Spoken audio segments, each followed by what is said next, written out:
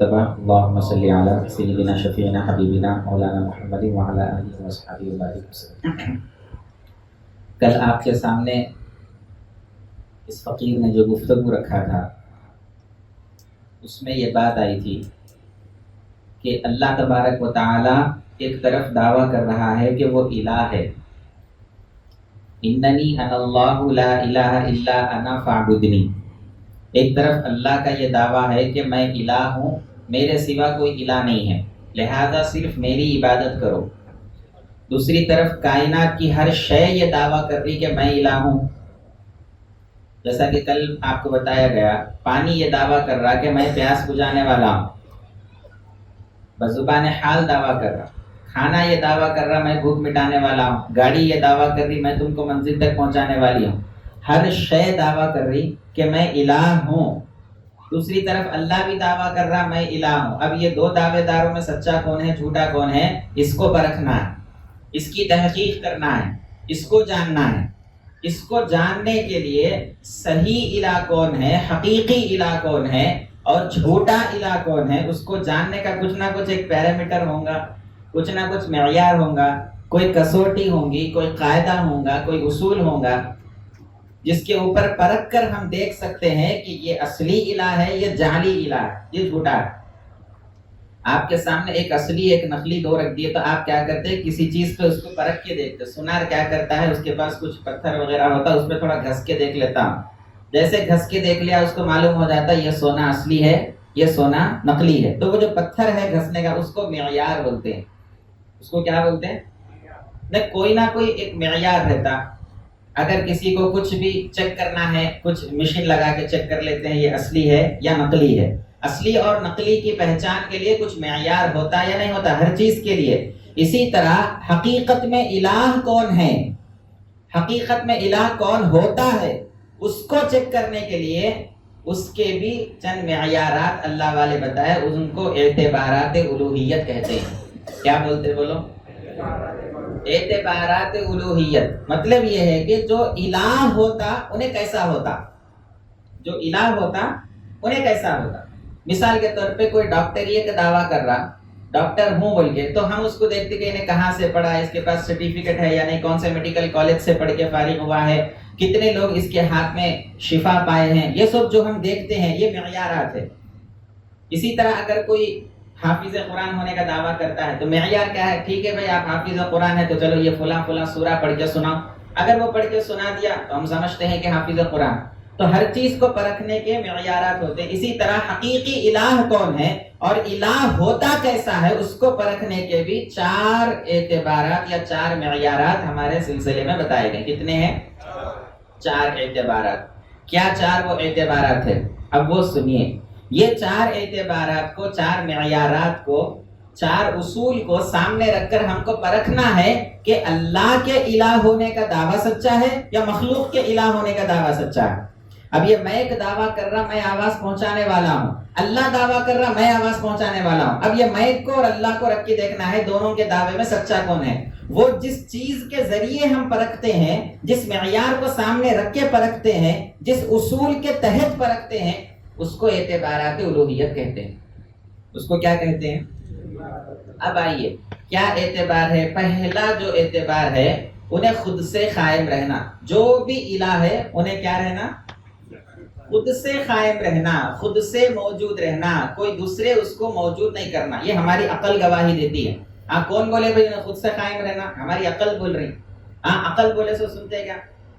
یہ ہمارے پاس ایک غلط تصور ہے، عقل کو قربان کر کے سنو جو بولتے نا، ہر جگہ وہ قاعدہ اپلے نہیں ہوتا۔ اگر عقل کو قربان کر کے سننا ہے تو اللہ تعالیٰ عقل مندوں کو خطاب کر کے قرآن میں کبھی بھی کوئی بات ارشاد نہیں فرماتے۔ اللہ تعالیٰ کیا فرماتے ہیں؟ اللہ تعالیٰ کیا ارشاد فرما رہے ہیں؟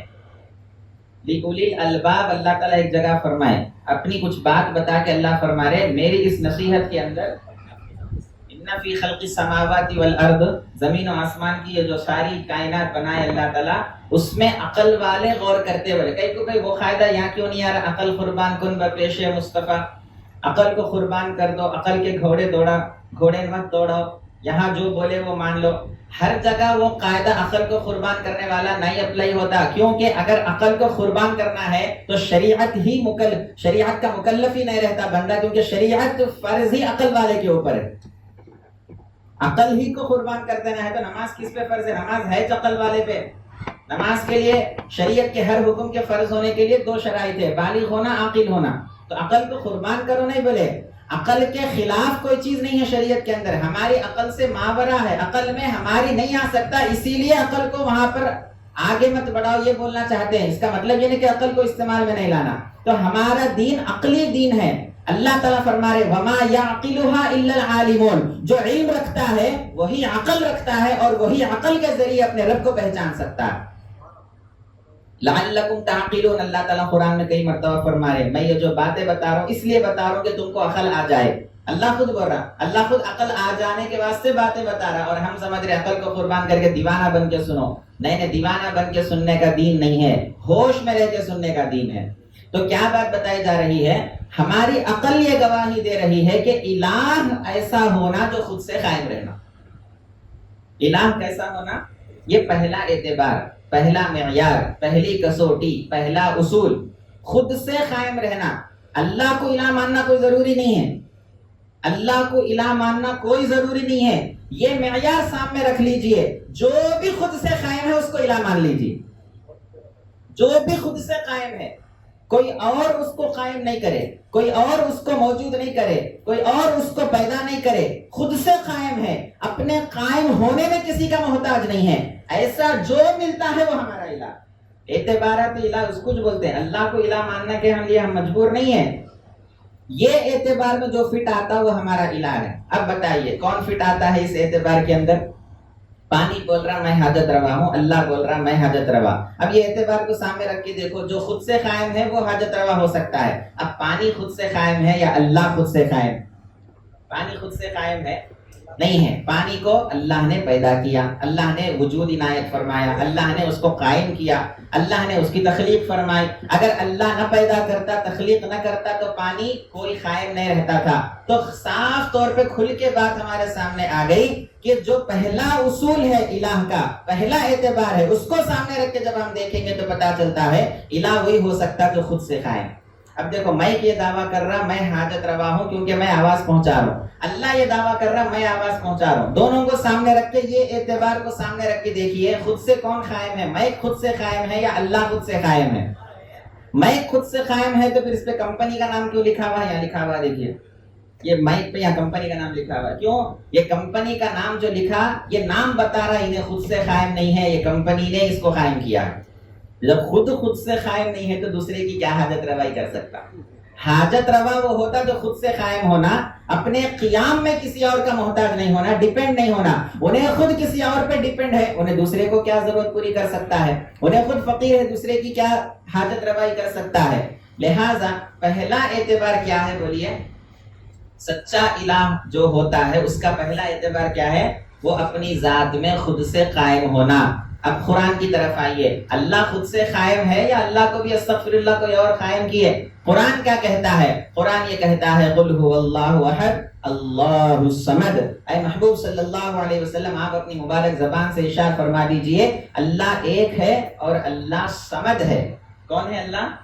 صمد کہتے ہیں خود سے قائم رہنے والے کو، جو دوسرے کا محتاج نہیں ہے، جو دوسرے پہ ڈیپینڈنٹ نہیں ہے، جو اپنے موجود ہونے میں کسی اور کی اس کو ضرورت نہیں ہے، اس کو صمد کہتے ہیں. تو اللہ اعلان کر رہا ہے تم جس کو حاجت روا سمجھ رہے ہو اس کو کسی نہ کسی نے قائم کیا ہے، اس کو کسی نہ کسی نے موجود کیا، اس کو کسی نہ کسی نے پیدا کیا. لیکن میں ایسا ہوں جو خود سے قائم ہوں، مجھے کسی اور نے قائم نہیں کیا. تو آپ بتاؤ اللہ کو حاجت روا سمجھنا یا کسی اور کو حاجت روا سمجھنا؟ تحقیق سے بات سامنے آ گئی نا، سنی سنائی بات نہیں ہے. ہمارے پیر بول دیے ہم مان لینا ایسا نہیں ہے، ہمارے استاد بول دیے مان لینا ایسا نہیں ہے. آپ کو خود دین اسلام تحقیق کرنے کی دعوت دے رہا ہے. یا ایھا الذین آمنوا آمنو، تخلیق سے اٹھو اور تحقیق کی طرف آؤ. جو قرآن اللہ بول رہا نا، انہوں بول لے مان لیا، انہوں بول لے مان لینا. قرآن نہیں بولا ایسا انہوں بولے تو مان لو، انہوں بولے تو مان لو. نہیں، قرآن تحقیق کی دعوت دے رہا. یہ جو ہم بار بار بیانوں میں بولتے ہیں نا تخلیقی ایمان سے نکلو، تحقیقی ایمان کی، یہ تحقیقی ایمان. تقلیدی ایمان یہ ہے آپ بولے میں مان لیا، میں بولا آپ مان لیے، بڑے بولے چھوٹے مان لیے، یہ تحقیقی ایمان نہیں ہے، تقلیدی ایمان ہے۔ تحقیقی ایمان کیا ہے؟ تحقیقی ایمان یہ ہے کہ اعتبار کو سامنے رکھ کے ہر چیز کو کائنات کے اس اعتبار پہ پرکھ کے دیکھو کہ وہ الہ ہے یا نہیں ہے۔ پانی کو اس اعتبار پہ پرکھ کے دیکھو خود سے قائم ہے کیا؟ نہیں ہے تو پانی حاجت روا نہیں۔ کھانے کو پرکھ کے دیکھو اس معیار پر، خود سے قائم ہے کیا؟ کھانا پکا رہے لنگر کے پیروایا، خود سے قائم ہے تو وہ پکانے کی ضرورت کیا ہے؟ تو جو خود سے قائم نہیں ہے وہ کھانا اس کو کوئی دوسرا پکانا پڑ رہا، تو پھر وہ کیسا ہماری حاجت روائی کر سکتا ہے؟ وہ خود کسی اور پکانے والے کے ہاتھوں میں محتاج بنا ہوا ہے یا نہیں ہے؟ اسی طرح دنیا کی جس بھی چیز کے بارے میں ہم یہ سمجھ رہے انہیں میری ضرورت پوری کر رہا، فوراً یہ دیکھو کہ انہیں خود سے قائم ہے کیا؟ ہے تو انہیں الہ، اس کی عبادت جائز ہے آپ کے لیے، اس کو معبود بنا لے سکتے، اگر خود سے قائم ہے تو معبود بنا لے سکتے۔ اب بولو کون خود سے قائم ہے؟ پنکھا پھر رہا ہے، ہوا آ رہی ہے، ہوا ہماری حاجت ہے، پنکھا وہ حاجت پوری کر رہا، تو پنکھا ایک اعتبار سے زبان حال سے بول رہا میں حاجت پوری کر رہا ہوں، دیکھو میں فین ہوں، میں ہوا دے رہا ہوں، میں دینے سے تمہاری ہوا کی حاجت پوری ہو رہی، لہذا میں حاجت روا۔ کون بول رہا؟ فین۔ اور اللہ کیا بول رہا ہے؟ میں حاجت روا۔ اب یہ اعتبار کو سامنے رکھ کے دیکھو کون اتر رہا اس معیار میں پورا، کون اتر رہا؟ فین خود سے قائم ہے؟ نہیں۔ کون خود سے قائم ہے؟ اللہ خود سے قائم۔ اعتبار کو سامنے رکھ کے جب ہم تحقیق کی نظر سے دیکھتے ہیں ہر شے کو تو پتہ چلتا ہے کسی بھی شے کے اندر الوہیت نہیں ہے، اس شے کے ذریعے اللہ اپنی الوہیت کو ظاہر کر رہا ہے۔ شے کے اندر الوہیت نہیں ہے، شے کے اندر حاجت روائی کرنا نہیں ہے، اللہ اس شے کے ذریعے، اس چیز کے ذریعے بندوں کی حاجت روائی کر رہا ہے۔ محترم بزرگ اور دوستوں، کتنے اعتبارات بتائے الہ کے؟ 4 اعتبارات۔ پہلا کیا اعتبار ہے؟ انہیں اپنے آپ میں، اپنی ذات میں خود سے قائم رہنا، کوئی اور اس کو قائم نہیں کرنا، یہ پہلا اصول، پہلا معیار۔ اب آئیے دوسرا معیار کیا ہے، دوسرا اعتبار کیا ہے، دوسرا اصول کیا ہے، دوسری کسوٹی کیا ہے جس پر پرکھ کے حقیقی الہ کی پہچانت حاصل ہو سکتی ہے؟ یہ لا الہ الا اللہ کی تعلیم ہے۔ جانو کہ لا الہ الا اللہ کیا ہے، جو ہمارے اجتماع کا عنوان ہے۔ لا الہ الا اللہ یہی بتا رہا ہے دیکھو اللہ کے سوا کوئی الہ نہیں ہے، جو بول دیے نا، خالی بولنے سے کام نہیں چلتا، ذرا جانو کہ کیوں اللہ کے سوا کوئی الہ نہیں ہے۔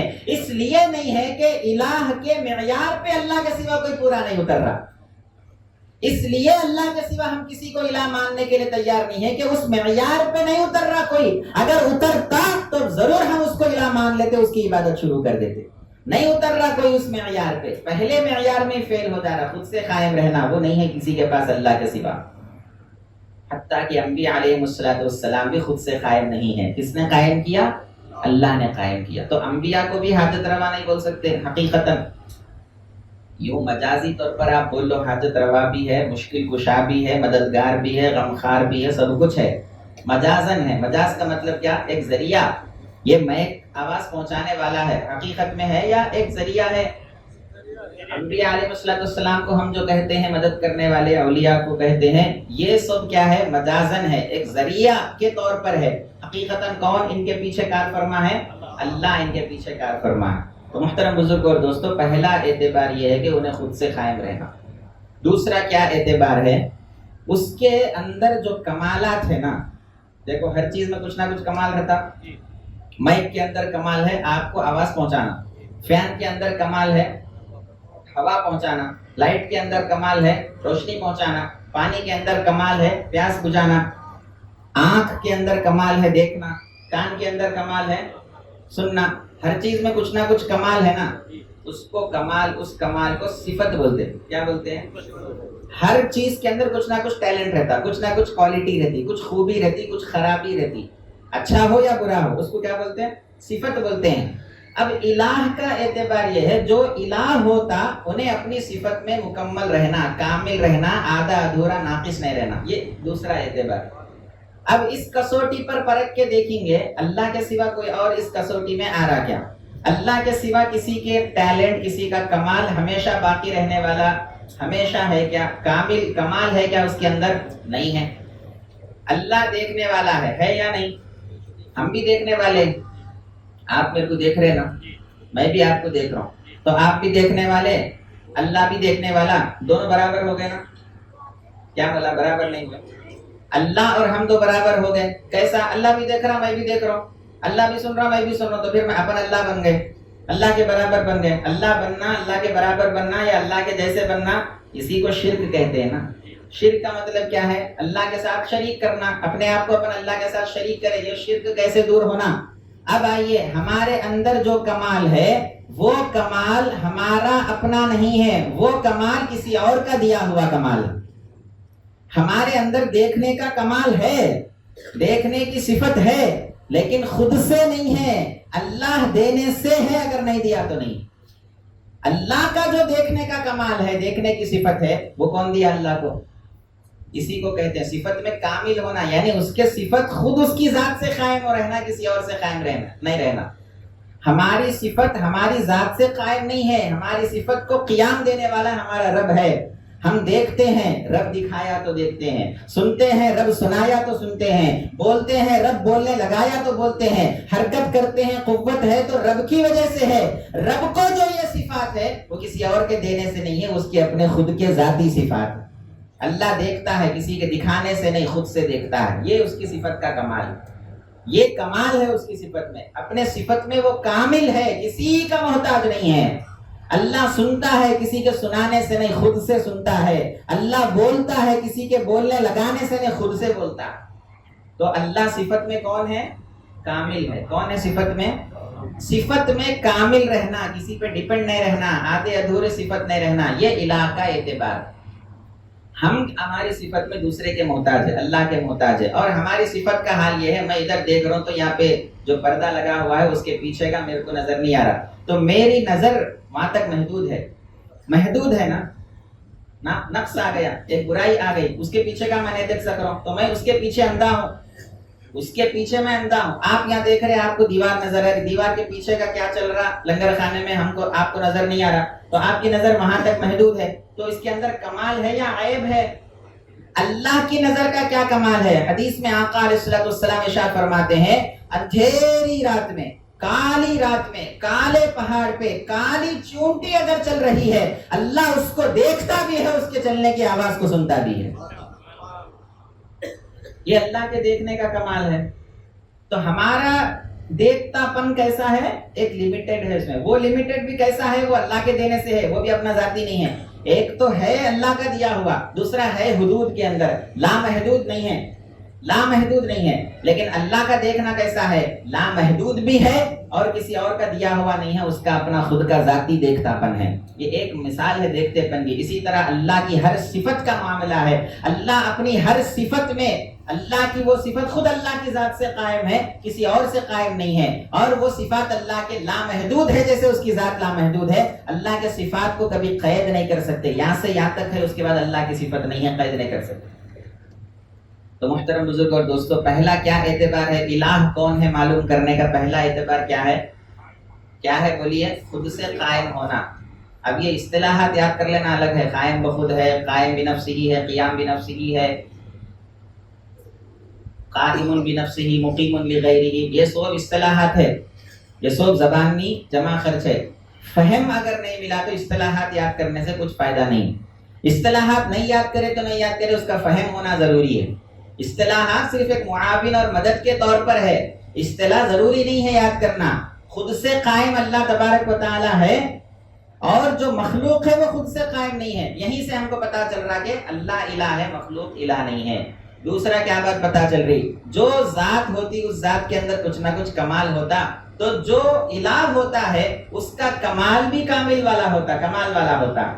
اس کے صفات کمال والے ہوتے ہیں, اس کے اندر کوئی عیب, کوئی نقص, کوئی کمی نہیں رہتی ہے. تو اللہ کے جو صفات ہے وہ مکمل ہے, کامل ہے, کوئی کمی اس کے اندر نہیں ہے. اور بندوں کے جو صفات ہے ہم سنتے بھی ہیں, لیکن یہ مائک اگر میں بند کر دیا تو آپ کو سنے نہیں آتا, تو پتا کیا چلا؟ پھر آپ سننے والے ہیں نا, مائک بند کر دے تو کیوں سے نہیں آ رہا, اب سنو. نہیں نہیں نہیں, ہماری سماعت نقص والی سماعت ہے. اگر مائک بند کر دیا جائے تو سماعت میں ہم کچھ کام آنے والے نہیں ہیں. لیکن اللہ کی سماعت کیسی ہے؟ اللہ کو سننے کے لیے مائک کی ضرورت نہیں. ہمارے دل کے اندر جو خیالات آتے ہیں وہ خیالات کو بھی اللہ تعالیٰ سنتا. اسی طرح اللہ کی ہر صفت کا حال ہے. تو دوسرا کیا معیار بتایا گیا, کیا اعتبار بتایا گیا؟ اپنے کمالات میں کسی کا محتاج نہیں رہنا، خود سے اس کے کمالات قائم رہنا، اور ان کمالات میں، ان صفات میں وہ مکمل رہنا، آدھا ادھورا ناقص نہیں رہنا، یہ دوسرا اعتبار ہے الہ کا۔ یہ جس کے اندر پایا جاتا وہی ہمارا الہ ہے۔ جب غور کرے، تحقیق کرے تو پتا چلا اللہ کے علاوہ کسی اور کے اندر یہ پایا نہیں جا رہا، اسی لیے ہم کہتے ہیں لا الہ الا اللہ، اللہ کے سوا کوئی الہ نہیں۔ چپ کے یہ دعویٰ نہیں کر رہے، تحقیق کے ساتھ اللہ کے سوا کوئی الہ نہیں۔ اب آئیے تیسرا کیا معیار الہ کا ہے؟ جو حقیقی الہ ہوتا ہے انہیں جو کام کرنے کا ارادہ کرا وہ کام پر اس کو قدرت حاصل ہونا،